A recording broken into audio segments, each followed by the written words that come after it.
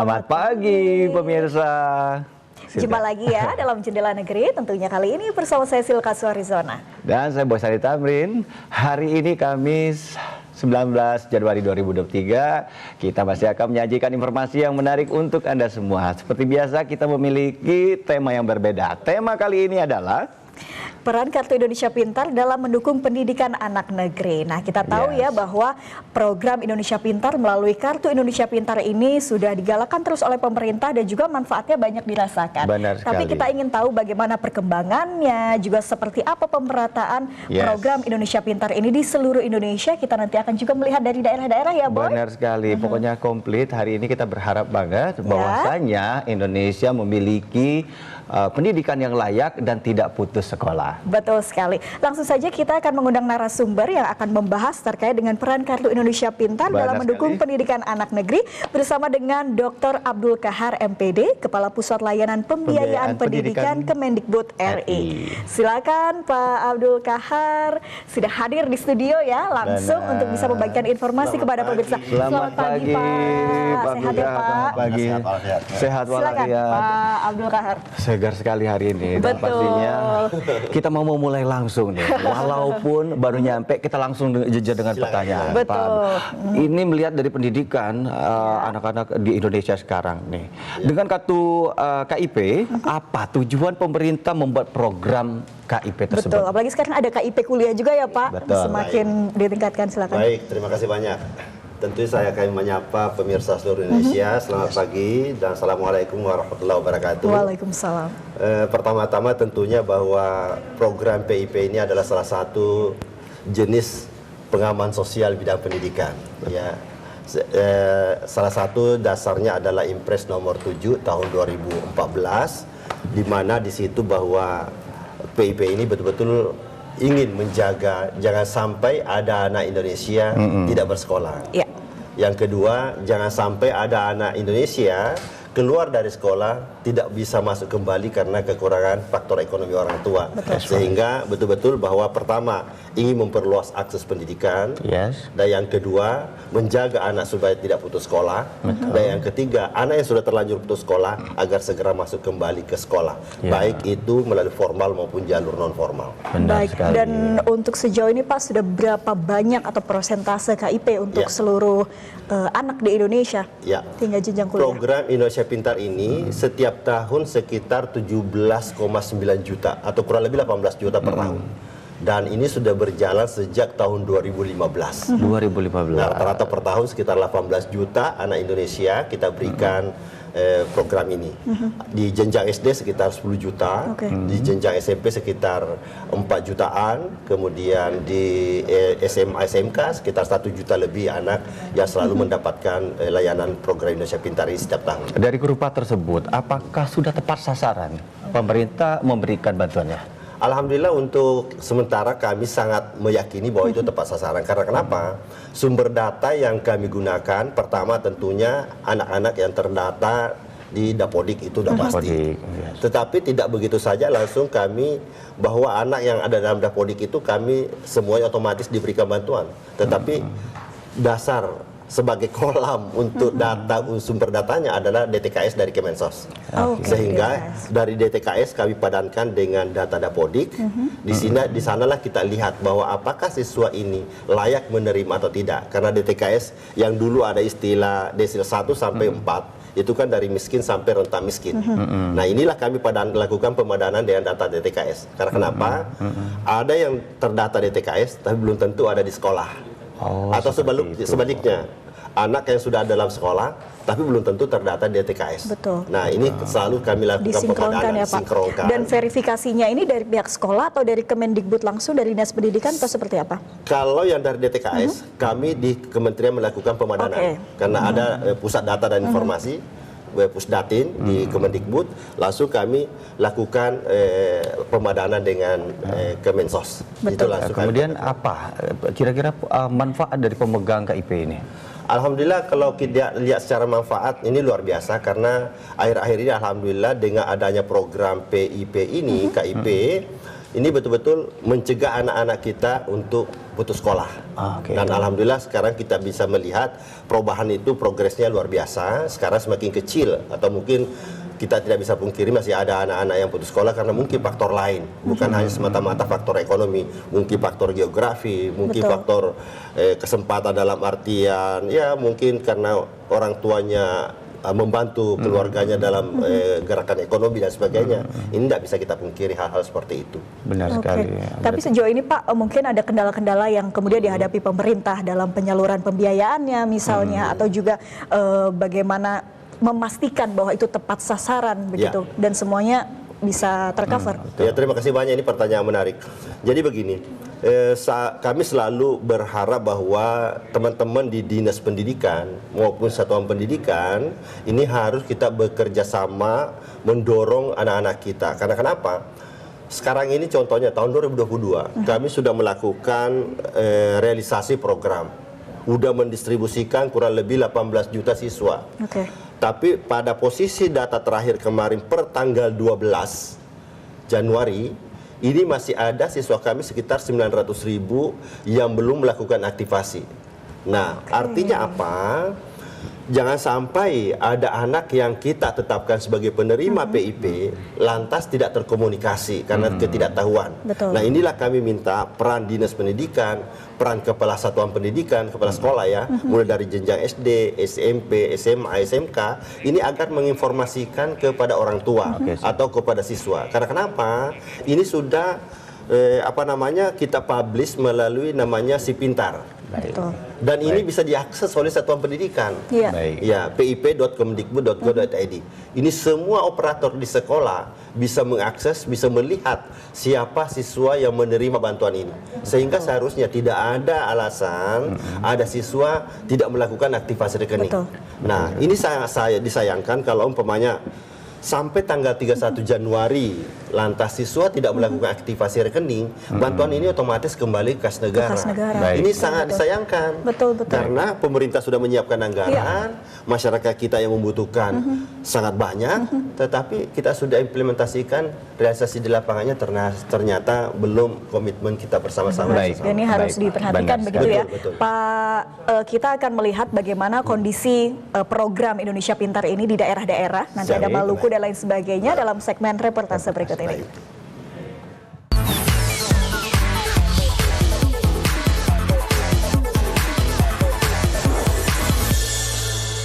Baik, sesaat lagi kita akan melihat reportase dari Maluku. Reportase dari Maluku langsung akan disampaikan oleh Fransi Parinusa.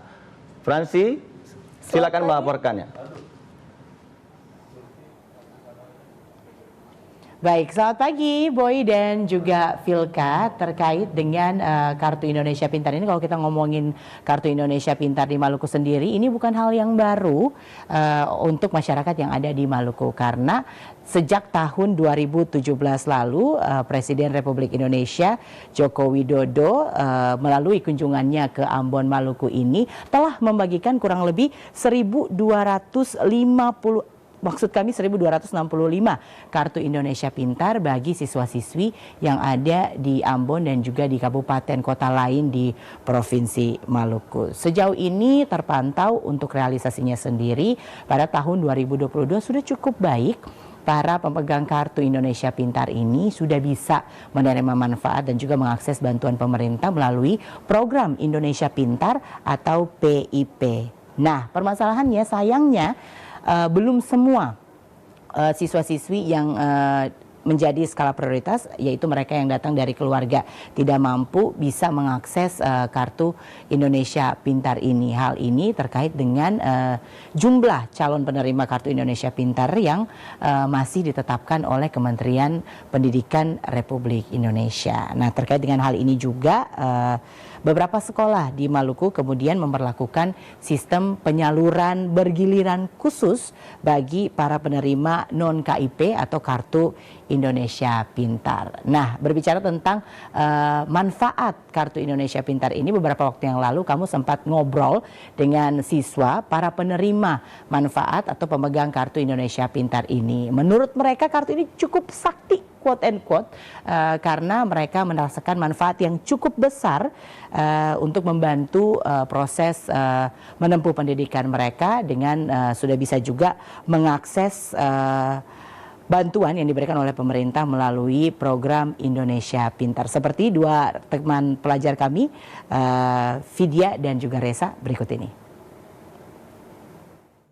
Manfaatnya ada, karena KIP kan lebih permudah, katong dapat bantuan, kemarin dapat bantuan dari sekolah juga, alhamdulillah garis besarnya bisa membantu kehidupan sehari-hari.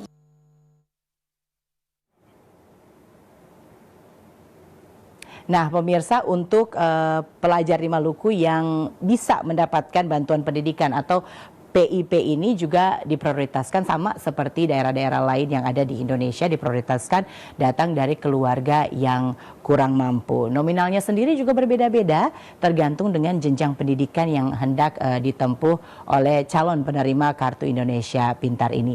Misalnya siswa yang saat ini sedang duduk di bangku SMA yang berprestasi juga namun berkendala dengan masalah finansial untuk melanjutkan pendidikan ke jenjang yang lebih tinggi seperti di perguruan tinggi. Nah, ini bisa juga menggunakan fasilitas yang diberikan oleh Kartu Indonesia Pintar melalui program KIP, Kartu Indonesia Pintar Kampus Merdeka. Dengan begitu, mahasiswa yang akan berkuliah akan dibebaskan dari biaya pendaftaran, kemudian seleksi masuk, dan juga mendapatkan bantuan biaya kuliah hingga bantuan biaya hidup sehari-hari selama proses perkuliahan ini berjalan. Seperti rekan mahasiswa kami yang satu ini. Ada sih, ada banyak manfaat sih. Karena bisa membantu keuangan orang tua. Jadi di sini karena udah dapat KIP gitu, Pak. Jadi sudah terbantu. Dia sudah meringankan gitu. Nah, Boy, Vilka, dan juga pemirsa, Dinas Pendidikan Provinsi Maluku juga memberikan informasi tambahan dan juga menyebutkan bahwa setiap peserta didik pemegang KIP atau Kartu Indonesia Pintar wajib mendapatkan bantuan PIP atau Program Indonesia Pintar jika kartu yang diperoleh telah didaftarkan ke pihak sekolah. Karena ada kendala lagi nih, kalau belum didaftarkan kartunya dan belum juga datanya diperbaharui di server Dapordik, dikhawatirkan nama penerimaan bantuan tidak terdata. Berikut keterangan Sekretaris Dinas Provinsi Maluku, Hussein, berikut ini. Bukan, ada berbagai data yang harus terpenuhi. Salah satu diantaranya adalah siswa miskin yang memiliki KIP. Dan KIP itu adalah merupakan program prioritas untuk mendapatkan PIP. Tetapi semuanya harus bermuara sekali lagi kepada data Dapodik sekolah. Oleh karena itu, mereka-mereka yang memiliki KIP atau siswa yang memiliki KIP itu harus melaporkan ke operator sekolah agar datanya diupdate. Boy dan juga Vilka, di luar manfaat Kartu Indonesia Pintar yang telah dinikmati oleh anak-anak, siswa-siswi yang ada di Maluku, ternyata pemegang Kartu Indonesia Pintar ini belum terdata di Maluku secara kolektif. Hal ini dikarenakan sebagian anak-anak maupun orang tua belum memahami secara rinci bagaimana kemudian regulasi penggunaan Kartu Indonesia Pintar yang seharusnya. Maka Dinas Pendidikan Provinsi Maluku selalu menghimbau dan juga memberikan saran bagi para pemegang Kartu Indonesia Pintar di seluruh jenjang pendidikan untuk mengupdate aktivasi Kartu Indonesia Pintar agar supaya penyaluran bantuan ini bisa lebih tepat sasaran. Demikian yang dapat kami informasikan dari Maluku terkait manfaat Kartu Sakti, Kartu Indonesia Pintar untuk Jendela Negeri. Kembali ke Boy dan Vilka. Terima kasih Fransi dari Maluku yang mengatakan kartu sakti. Kartu katanya. sakti. Nah, tapi ini menarik ya Pak, tapi juga banyak ternyata masyarakat yang belum mengetahui bagaimana sih cara menggunakan atau Indonesia Pintar ini sendiri. Nanti mungkin Pak Abdul bisa menjelaskan terkait juga kondisi di Maluku tadi ya Pak, tapi setelah jeda yang satu ini ya Pak. Jadi jangan kemana-mana pemirsa, tetap bersama kami di Jendela Negeri.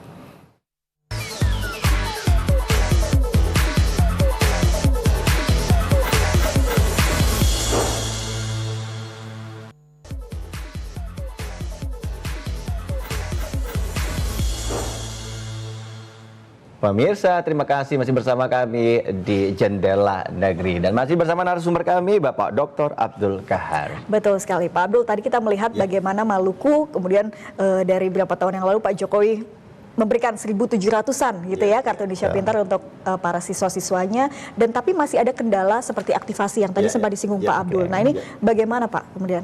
Ya, terima kasih banyak saudara kami dari Maluku tadi sudah memberikan informasi. Tentu ini permasalahan secara nasional, Mbak ya. Karena kenapa kami tidak menutup mata bahwa memang masih banyak teman-teman kami seperti Maluku contohnya. Aksesibilitasnya terhadap perbankan terkadang jarak dari pulau ke pulau itu kan luar biasa. Nah, apalagi kalau berbicara sekolah dasar, itu kan ada di remote area, tersebar di seluruh Nusantara.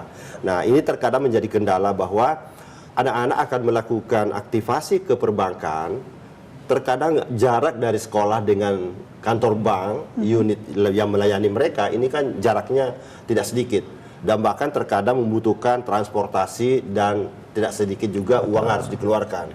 Nah, sementara kita tahu bahwa untuk jenjang SD itu kan hanya 450.000 per tahun per siswa. Nah, artinya ini memang satu perhatian harus kami berikan, sehingga selalu kami mengajak teman-teman di perbankan, ayo kita lakukan diversifikasi layanan, kita lakukan layanan kunjungan ke sekolah-sekolah. Karena kenapa?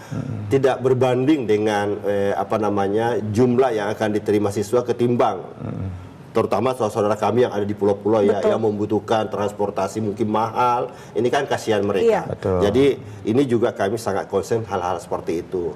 Seperti di Maluku, kami tahu persis bahwa bagaimana kesulitan secara geografis untuk itu. Nah, kami sangat berterima kasih kepada saudara kami dari Maluku supaya betul-betul ini menjadi perhatian, karena tanggal 31 Januari seperti saya akan sampaikan tadi, kalau tidak dilakukan aktivasi rekeningnya siswa, kasihan anak-anak kita karena sangat membutuhkan. Sementara kalau tidak diaktifasikan kembali kas negara. Nah, ini yang kami sangat concern. Jadi bukan hanya Maluku, termasuk saudara kami yang ada di NTT dan sebagainya, aksesibilitas terhadap perbankan ini sangat sulit untuk mereka. Baik, Pak Abdul, sebelum kita melihat ke Kalimantan Timur nanti bagaimana Kartu Indonesia Pintar di sana, tadi juga menarik dari Maluku bahwa anak-anak SMA, SMK yang memiliki KIP dapat kemudahan juga untuk bisa mendapatkan KIP kuliah, begitu ya Pak? Ini seperti apa? Jadi betul istilahnya tadi dari Maluku adalah kartu sakti. Kartu sakti. Nah, ini sangat menarik ya, karena betul bahwa di salah satu syarat penerima KIP kuliah untuk kuliah itu adalah prioritas pertama pemegang PIP waktu SMA SMK Madrasah Aliyah. Kalau mereka memegang kartu ini artinya sudah punya satu syarat utama untuk menerima KIP kuliah di perguruan tinggi. Tinggal mereka bagaimana masuk di perguruan tinggi, apakah melalui SNPTN, SBMPTN atau jalur mandiri, nanti di sana memilih. Nah, perguruan tinggi lah yang mengusulkan ke kami sesuai dengan kriteria yang ada. Betul sekali. Baik, kita akan melihat reportase dari Kalimantan Timur, ada Angki Crescentia ya, di mana KIP di sana ternyata kuotanya ini masih terbatas, Pak Abdul. Kita melihat bagaimana laporan di sana. Silakan Angki. Ya, selamat pagi Silka dan Bot. Saat ini saya sudah berada di SD Negeri 005 Samarinda Ulu, di mana kalau kita berbicara mengenai program Indonesia Pintar atau PIP, ini memang sudah direalisasikan oleh pemerintah yang implementasinya kemudian dilakukan dalam bentuk penyaluran Kartu Indonesia Pintar atau KIP. Nah, kalau kita melihat di wilayah Kalimantan Timur, sebenarnya untuk penyaluran KIP sendiri ini sudah melebihi target dari yang ditetapkan, yaitu penerimanya sudah berjumlah sebanyak 202.185 orang dari total sebanyak 236.000 lebih warga miskin yang terdata di Provinsi Kalimantan Timur. Tetapi kemudian kalau kita melihat lagi ke Kota Samarinda, ini ternyata menurut Dinas Pendidikan Kota Samarinda, penyaluran KIP ataupun juga kuota KIP yang diberikan untuk wilayah Kota Samarinda ini masih terbilang sedikit begitu, masih terbatas kuotanya. Karena memang untuk jumlah warga ataupun juga para peserta didik yang berhak menerima ini lebih banyak dibandingkan dengan kuota yang diberikan. Dengan kata lain, ini masih dinilai belum mengcover dari jumlah yang diberikan untuk wilayah Kota Samarinda. Nah, dari data yang kami terima khusus untuk tingkat SD saat ini sudah disalurkan kepada sebanyak 19.017 siswa dengan total penyaluran dana bantuan sebesar 7,9 miliar rupiah. Nah, untuk lebih jelasnya saat ini saya akan berbincang bersama dengan Kepala SD Negeri 005 Samarinda Ulu, Pak Sumaryanto. Kalau kita melihat ya, ini kan wilayahnya juga berada di tengah kota Samarinda untuk SD Negeri 005 sendiri. Penyaluran ataupun juga kuota KIP yang sudah didapatkan seperti apa Pak sejauh ini? Terima kasih Mbak Anti. Sebagaimana kita tahu bahwa penyaluran KIP untuk khususnya di SD 005 ini sangat lancar.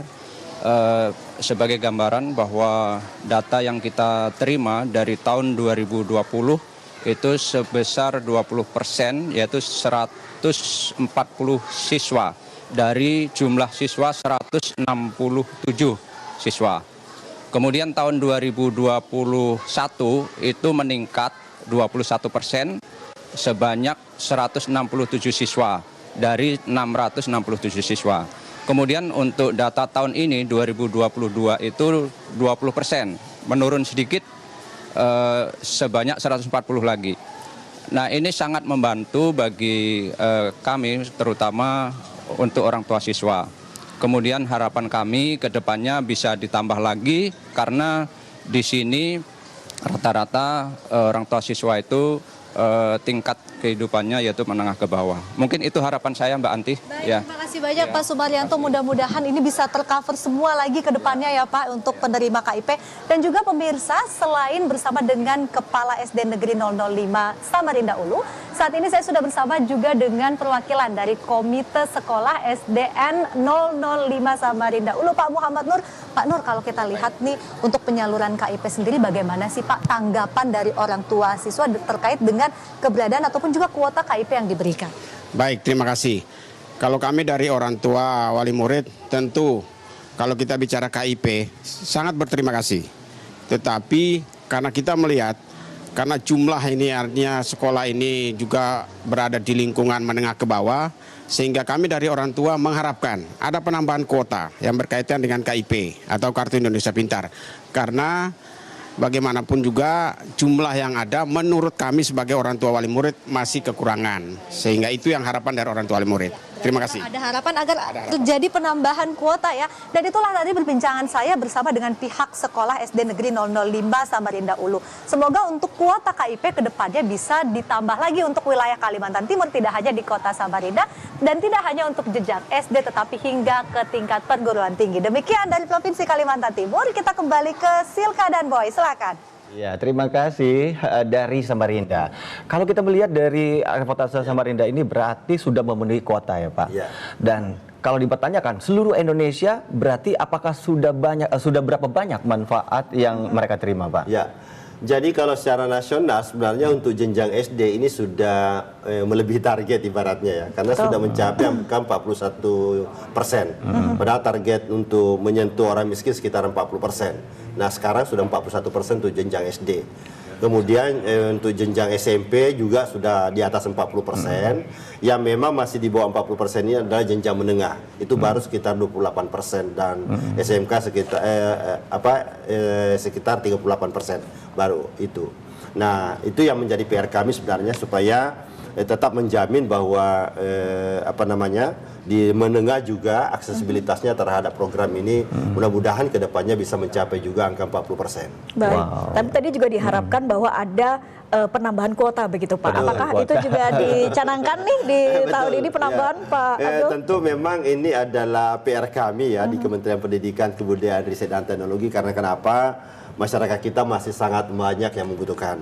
Nah, dan terkait hal ini juga di tahun 2023 kami akan juga combine menggunakan data P3KE yaitu kemiskinan ekstrim. Karena sekarang kan sudah ditetapkan bahwa inilah yang berbasis keluarga yang betul-betul bisa kita sentuh dengan program ini sehingga betul-betul menjamin tepat sasaran tadi kayak Mas Boy itu ini betul-betul bisa kita pastikan, karena kalau data P3KE kita kombinasikan dengan data DTKS baru kita padankan dengan Dapodik, tentu semakin akurat data-data yang menyentuh orang miskin. Berarti sudah sesuai dengan kebutuhan ya. Sinkronisasi terus dilakukan ya Pak, supaya kuota juga bisa bertambah dan tepat sasaran untuk para penerima Kartu Indonesia Pintar ini sendiri.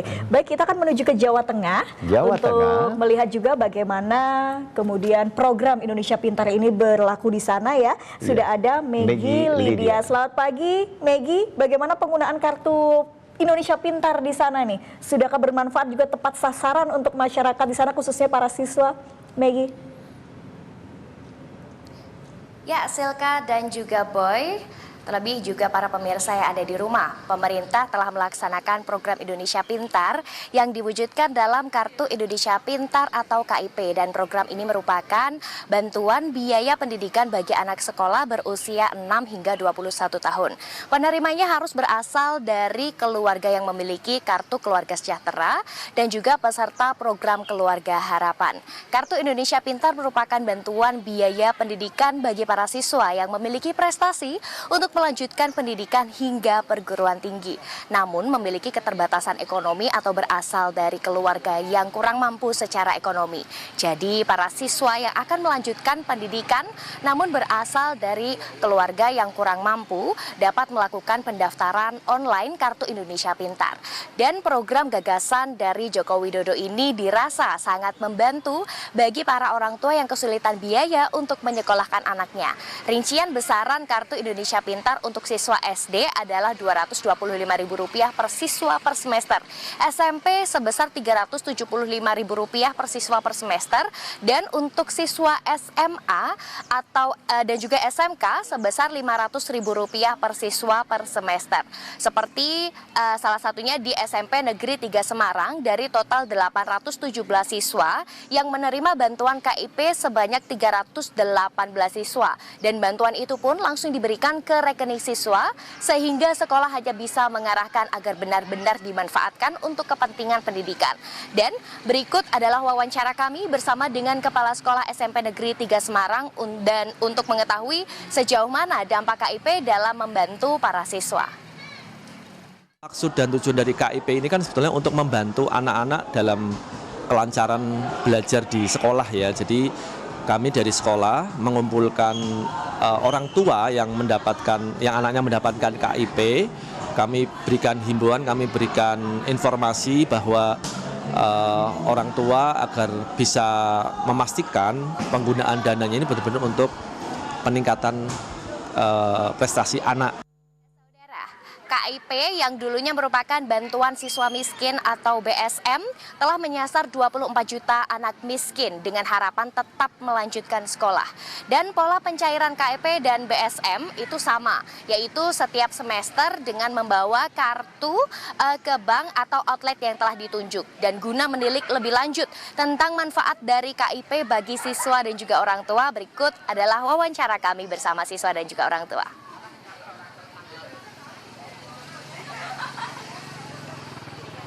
Indonesia Pintar itu saya gunakan untuk mengikuti lomba kejuaraan taekwondo. Merasa terbantu karena orang tua saya tidak perlu membayar, itu sudah terbayar dengan uang dari bantuan itu. Terima kasih ada bantuan itu karena itu mendukung buat kegiatan anak saya baik di sekolah ataupun di luar sekolah. Apalagi di luar sekolah kan kebutuhannya banyak untuk menunjang prestasinya dia.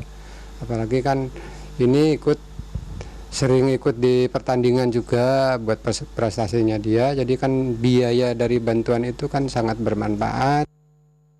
Dan di Kota Semarang saat ini sekolah negeri tidak dipungut biaya dan hampir seluruh dana pendidikan memanfaatkan dana BOS. Dan adapun untuk siswa SMP sebesar Rp1.100.000 per tahun, dan anggaran tersebut mencukupi untuk standar pendidikan minimal, ditambah lagi dengan dana bantuan dari KIP. Dan diharapkan bantuan dana melalui Kartu Indonesia Pintar ini mampu mewujudkan impian dari para siswa untuk mencapai asa mereka sesuai dengan cita-cita. Dan demikian laporan yang dapat kami sampaikan, kembali ke studio. Terima kasih Begi Lydia dari Jawa Tengah.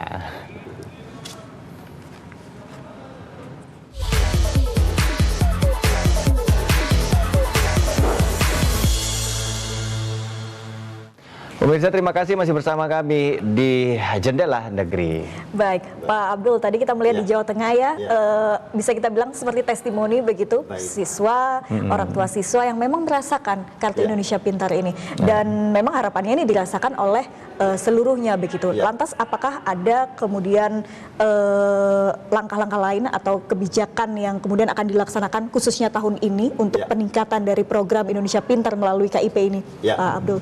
Terima kasih Mbak. Jadi betul bahwa setiap tahun kami akan mencoba bagaimana Kartu Indonesia Pintar ini semakin bagus, semakin baik, Dan yang terpenting bahwa tepat sasaran dan di penerima juga tepat guna. Ya. Seperti tadi disampaikan dari Jawa Tengah ya oleh kepala sekolahnya bahwa jangan sampai umpamanya anaknya sudah menerima bantuan beasiswa ini, lantas orang tuanya umpamanya mungkin karena ada kebutuhan mendesak, lantas uang PP anaknya diambil untuk menutupi kebutuhan sehari-hari, ini kasihan anaknya. Jadi mudah-mudahan ini bisa dipergunakan sebaik-baiknya karena betul-betul yang namanya PP ini kan anggaran yang bersifat dana personal. Ya, dana personal. Jadi kami sebenarnya dari pihak pemerintah ini sudah betul-betul memberikan secara paket lengkap ya.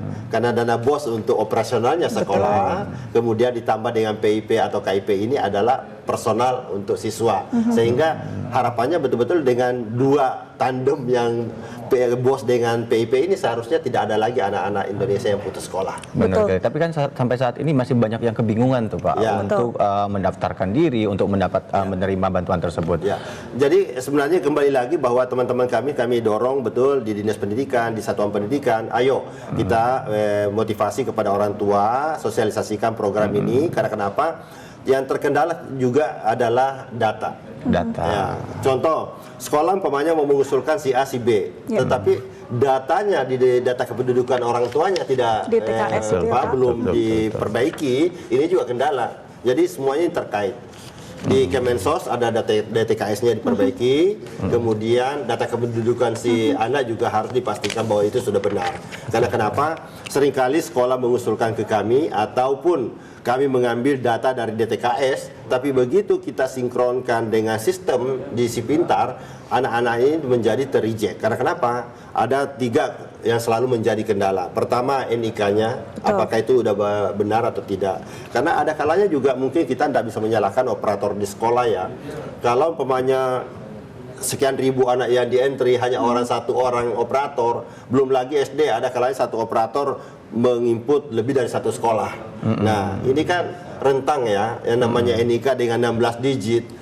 Seringkali ada kesalahan-kesalahan seperti itu sehingga ter-reject. Yang kedua, NISN juga sering tidak valid, tidak ada kesalahan-kesalahan lah. Yang ketiga adalah nama orang tua. Dan ini juga selalu menjadi kata kunci di sistem kami. Nama ibu umpamanya. Nah, kadang-kadang anak melaporkan ke sekolah, nama ibunya adalah nama panggilan. Karena itu yang dia kenal. Nama aslinya siapa? Dan ini akan berbeda dengan yang ada di KK ataupun KTP. Nah, ini terkadang menjadi masalah. Tapi peningkatan sistem itu juga ya. Ada nggak kasus kendala manipulatif dari data, Pak? Kalau artinya kami tidak mengatakan manipulatif ya, boleh jadi itu adalah kesalahan dalam artian mengentry karena itu tadi tidak pernah kami temukan bahwa umpamanya satu nomor NIK ternyata digunakan oleh beberapa siswa. Kemudian itu kesalahan-kesalahan seperti itu ya, mungkin human error lah dalam menginput di saat mengisi data-data siswa. Nah, lagi-lagi tentunya adalah kepala sekolah jangan hanya percaya dalam artian tidak melakukan kontrol terhadap operator karena manusia punya keterbatasan dalam artian melihat itu semua ya, sehingga tetap harus dicek lagi sehingga data anak betul-betul valid. Jadi sistem layanan juga terus ditingkatkan begitu ya Pak, tidak lagi sekarang harus memegang kartu, tapi semua sudah database tersistem gitu. Tahun 2021 kami sudah tidak berlakukan lagi kartu dalam bentuk fisik. Sekarang adalah modelnya adalah kartu digital, baik itu di PIP jenjang di Dasmen maupun di jenjang perguruan tinggi. Semuanya dalam bentuk digital. Karena kenapa? Kita punya keterbatasan. Contoh, kartu Indonesia Pintar untuk jenjang di Dasmen itu kan dicetak di pusat, di bank mitra kami di pusat, baru distribusinya ke daerah-daerah. Ini terkadang tidak sampai kepada pemegang karena distribusinya tadi. Nah, sekarang kita antisipasi kartu dalam bentuk fisik sudah tidak ada lagi, tapi kita gunakan dalam bentuk digital. Pak Abdul, terakhir ini untuk juga mengajak masyarakat, pemirsa juga satuan pendidikan begitu ya, apalagi aktivasi ini sampai 31 Januari, hal-hal penting yang perlu kita tekankan sekali lagi untuk masyarakat, untuk kita sama-sama juga menyukseskan dari program Indonesia Pintar ini melalui KIP. Jadi sebenarnya ini kami senantiasa mensosialisasikan kepada masyarakat maupun terutama teman-teman kami pemangku kepentingan di bawah ya, di lapangan, bahwa rajinlah melihat di Si Pintar karena semua di sana real time ya, semua informasi-informasi yang ada di sana. Karena kenapa? Seperti sekarang ini sekolah harus betul-betul melihat siapa siswa yang menerima KIP ini. Karena waktu yang tinggal kurang dari 2 minggu ini, kalau tidak diaktifasi yang saya katakan tadi, ini sayang banget. Karena kembali kas negara, sementara masyarakat kita sangat membutuhkan. Dan inilah kami dorong dalam 2 minggu terakhir ini, mudah-mudahan teman-teman kami di Dinas Pendidikan, Provinsi, Kabupaten, Kota, kemudian Kepala Satuan Pendidikan, lagi-lagi mencermati data-data yang ada di Sepintar. Kan SK semua kami upload di Sepintar. Tinggal dilihat siapa nama-nama anak yang belum melakukan aktivasi. Dorong komunikasi dengan bank perbankan yang ada di wilayah operasionalnya, sehingga bisa dilakukan apakah itu kunjungan ke sekolah bagi yang lokasinya jauh dari aksesibilitas perbankan. Ini insya Allah semuanya ada solusi. Kami punya komitmen bersama dengan Bank Himbara di pusat. Manakala ada kendala-kendala seperti itu, tolong disampaikan kepada kami.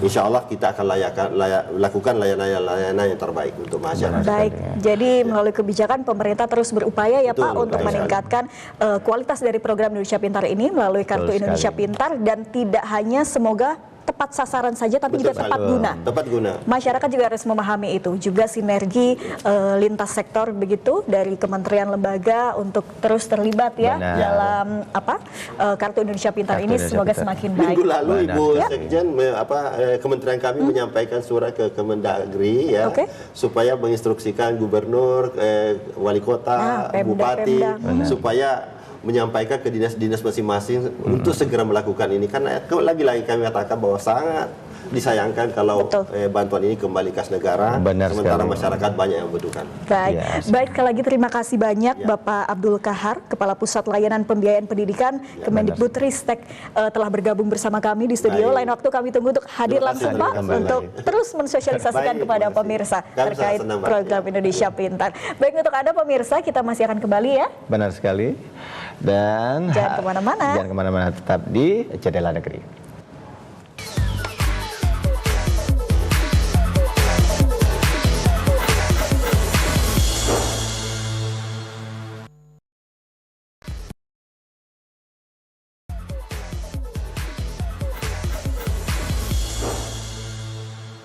Pemirsa, terima kasih masih bersama kami di Jendela Negeri. Tentu saja untuk mengawali hari ini kita harus mempersiapkan diri, terutama untuk orang-orang atau masyarakat Indonesia yang hobi berpergian. Untuk itu, jangan salah langkah, perlunya kita melihat yang satu ini dalam perakiraan cuaca bersama Silka. Silka, silakan. Terima kasih Boy. Nah pemirsa, kita akan memberikan informasi terkait perakiraan cuaca dari Badan Meteorologi, Klimatologi, dan Geofisika BMKG untuk edisi hari ini Kamis. Di beberapa wilayah Banda Aceh, Bengkulu, Serang terpantau berawan, dan juga hati-hati terpantau hujan di wilayah Denpasar begitu. Dan selanjutnya wilayah lain di Indonesia, perakiraan cuaca hari ini, Gorontalo dan Jakarta Pusat ini diperkirakan hari ini cerah berawan untuk Anda pemirsa yang ingin beraktivitas hari ini. Kemudian Yogyakarta diperkirakan berawan dan Jambi tetap hati-hati karena diperkirakan akan hujan dengan suhu rata-rata 22 sampai 30 derajat. Selanjutnya, baik, di Bandung, Surabaya, dan Pontianak diperkirakan juga akan cerah berawan, jadi bisa beraktivitas dengan lebih leluasa begitu ya untuk pemirsa. Dan Banjarmasin, Semarang diperkirakan berawan dengan suhu rata-rata mencapai 31 derajat. Selanjutnya untuk perakiraan cuaca di beberapa wilayah lain di Indonesia, dari Tarakan juga diperkirakan cerah berawan pemirsa ya. Samarinda, Palangkaraya berawan, dan hati-hati untuk wilayah Pangkal Pinang dan Tanjung Pinang ini diperkirakan hari ini hujan. Selanjutnya kita menuju ke Ternate dan Kupang, wilayah timur ini didominasi perakiraan cuaca hujan, dan Ambon ini berawan, sedangkan Bandar Lampung dan Mataram diperkirakan hari ini cerah berawan dengan suhu rata-rata 22 sampai 32 derajat Celcius. Selanjutnya kita bergeser ke wilayah lain di Indonesia. ini didominasi hujan untuk wilayah Manokwari, Mamuju, juga Makassar. Wilayah utara ya pemirsa diharap untuk tetap waspada dan hati-hati. Kota Jayapura dan Pekanbaru diperkirakan berawan. Selanjutnya dari Medan, dari ujung ya, ini cerah berawan, begitupun dengan Palembang dan Kendari yang diperkirakan juga cerah berawan, sedangkan Padang dan Manado diperkirakan hari ini berawan dengan suhu rata-rata 20-30 derajat. Demikian perakiraan cuaca untuk Anda pemirsa yang memulai aktivitas hari ini, tetap waspada untuk yang cuaca diperkirakan hujan dan yang cerah selamat beraktivitas. Kembali ke Boy. Ya, pemirsa jangan kemana-mana, setelah ini masih banyak sekali informasi yang menarik dalam segmen Ragam.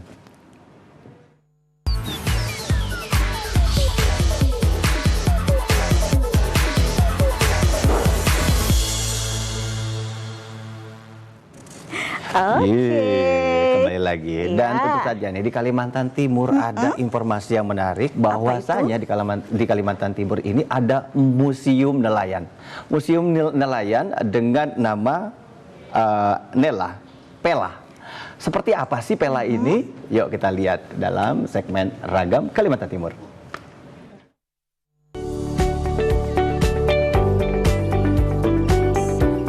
Desa Pela, Kecamatan Kota Bangun, Kabupaten Kutai Kartanegara, memiliki sebuah museum yang diberi nama Museum Nelayan Pela. Di dalam museum ini, para pengunjung bisa melihat sejumlah literasi terkait kehidupan masyarakat dan kondisi Desa Pela, sehingga museum ini bisa menjadi wisata edukasi bagi para wisatawan yang berkunjung. Jadi semua alat tangkap nelayan ramah lingkungan ada di dalam. Juga museum ini sebagai wisata edukasi juga untuk para tamu, karena di dalamnya kan ada penjelasan-penjelasan, informasi-informasi tentang pusat makam, tentang alat tangkap nelayan yang ramah lingkungan. Museum ini dirancang pada tahun 2018 dan berdiri di tempat yang baru pada tahun 2020 berkat kerjasama dari pemerintah desa, kelompok sadar wisata atau Pokdarwis, warga dan pihak kemitraan yang turut membantu. Selain itu di museum ini, para pengunjung bisa melihat alat tangkap ikan tradisional yang digunakan para nelayan untuk menangkap ikan, serta alat tangkap ikan yang kini sudah dilarang dipergunakan hingga diterbitkannya peraturan desa terkait pelarangan itu. Maksudnya di peraturan desa itu alat-alat tangkap yang tidak ramah lingkungan itu seperti alat tangkap yang sifatnya monopoli, kayak setrum aci, umpamanya pagungan, sawaran, kemudian ada ringge juga, itu yang tidak boleh dipasang, boleh dipasang tapi ada tempat-tempat tertentu. Pihak pemerintah desa dan Pokdarwis berharap berdirinya Museum Nelayan Pela ini menjadi tempat wisata alternatif dan pusat informasi bagi para wisatawan yang berkunjung ke Desa Pela. Rahmat Hidayat dari Kutai Kartanegara melaporkan. Museum nelayan bisa menjadi wisata edukasi ya untuk pemirsa yang mungkin berkunjung ke Kalimantan Timur. Nah, Silka juga punya informasi menarik nih Boy. Betul dari sekali. Maluku, bahwa di sana ini ada seorang lansia yang kreatif sekali membuat hiasan yang tidak hanya bernilai seni tapi juga bernilai jual tinggi nih. Pengen tahu seperti apa kreasinya? Nah, Syara, lihat saja.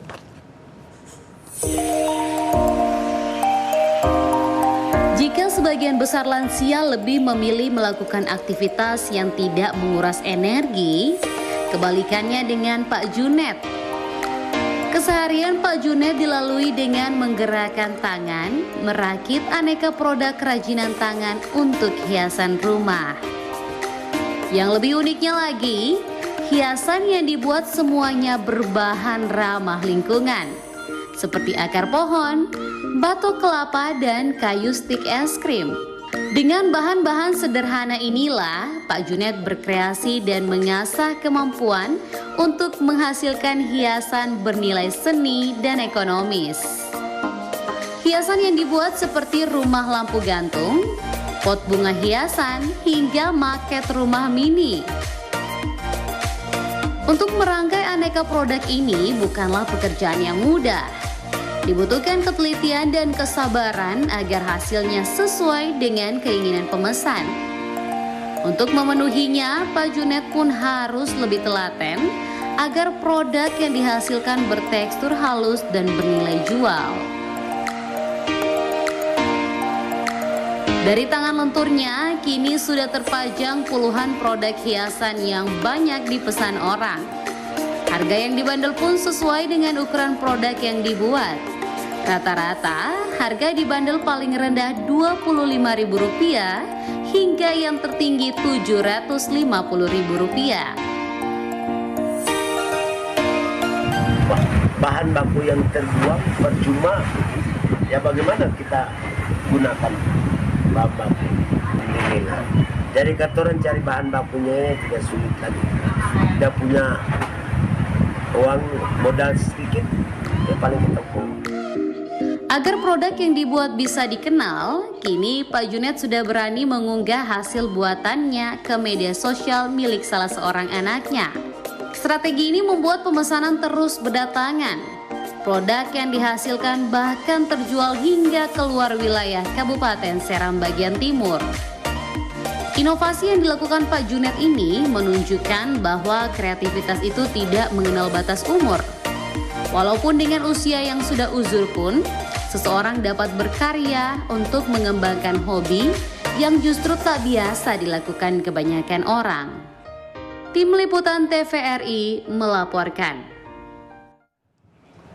Keren ya? Keren sekali, ya kreatif gitu. Kreatif, unik karena tidak semua orang punya sense of art yang baik begitu. Betul dan itu tadi banget. luar biasa seninya dan menghasilkan Kita beralih ke Jawa Tengah. Oke, ada apa di di Jawa sana, Tengah Boy? ini ada yang namanya jamu jun, jamu legendaris. Jamu ini selain bisa menghangatkan tubuh, juga menaikkan imunitas di saat COVID-19 waktu kemarin. Nah, untuk selengkapnya kita langsung lihat saja cuplikan berikut ini. Kota Semarang dengan keelokan yang dimiliki, baik destinasi wisata dan berbagai kuliner, menjadi salah satu tujuan masyarakat saat berlibur. Di antara sejumlah warisan kuliner Semarang sudah ada sejak beberapa puluh tahun silam dan tidak dijumpai di daerah lain, yakni keberadaan Jamu Jun yang berada di kawasan Sompok, Kota Semarang. Kenapa Jamu Jun istimewa?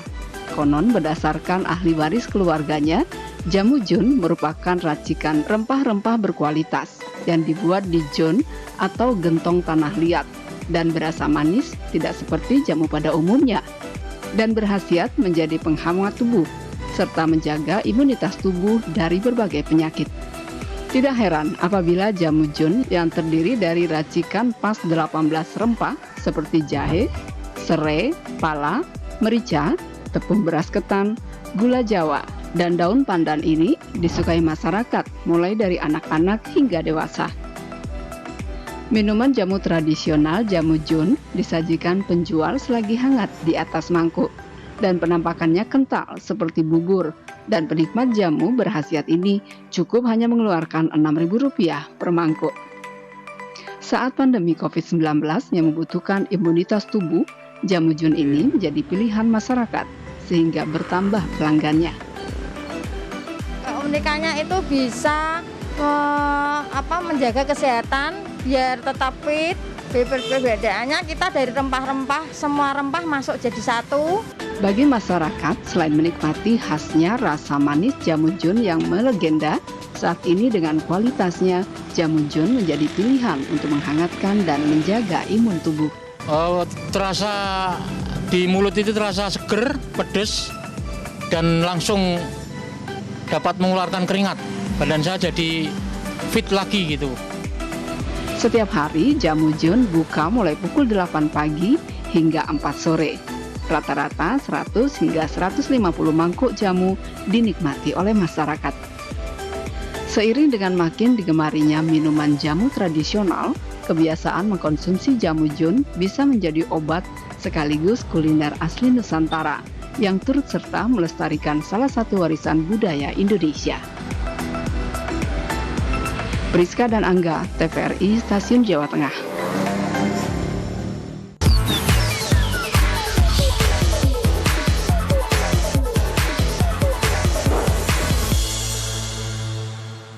Ya, dan akhirnya kita banyak sekali ya mendapatkan informasi-informasi yang menarik dari beberapa daerah. Salah satunya tadi dari jamu jun. Jamu jun 18 rempah begitu ya, jenis yang ada di dalamnya gitu. Wow, pasti sehat banget nih yang minum jamu jun. Kental sekali ya, dan pasti itu banyak sekali dimanfaatkan untuk kemarin COVID-19 katanya. Suka minum jamu nggak sih, Boy? Suka. Oke, mungkin bisa ya nanti kalau ke Jogja kita coba tuh yang namanya jamu jun. Benar sekali. Dan akhirnya waktu sudah sangat panjang rasanya ini, sudah 60 menit dan tidak terasa kita sudah mau pamit undur diri. Dan saya Boy Sandi Tamrin. Dan saya Silka Suarizona, mewakili kerabat kerja yang bertugas mengucapkan terima kasih atas perhatian dan kebersamaan Anda. Jangan lupa ya terus saksikan Jendela Negeri, menjaga negeri, menyuarakan publik. Selamat pagi, sampai jumpa. Sampai jumpa.